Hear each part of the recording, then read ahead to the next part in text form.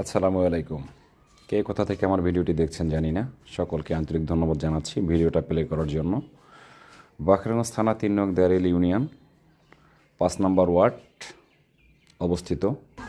রেহনা মঞ্জিলের শুভ উদ্বোধন হবে ১২ তারিখ, এবং সকলের উপস্থিতি কামনা করছি। যাদেরকে দাওয়াত দেওয়া হয়েছে ইনশাআল্লাহ সবাই উপস্থিত থাকবেন, এবং অনেক সুন্দর একটি অনুষ্ঠান হবে এবং ঘরটা উদ্বোধন করা হবে।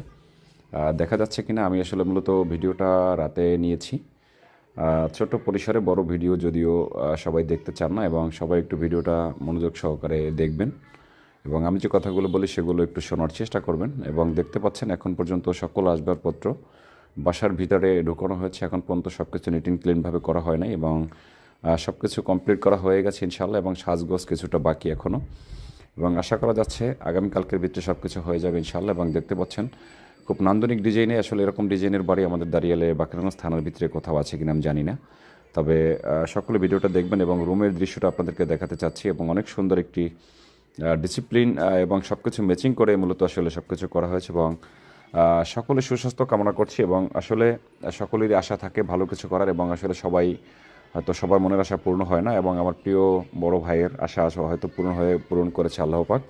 এবং দেখতে পাচ্ছেন ছাদের উপর থেকে মূলত আমি ভিডিওটা আপনাদের মাঝে দেওয়ার চেষ্টা করতেছি, এবং রাতের দৃশ্য যদিও একদম নিট অ্যান্ড ক্লিন দেখা যাচ্ছে না, যদিও তারপরও যতটুকু সম্ভব আমি আপনাদের মাঝে উপস্থাপন করার চেষ্টা করেছি।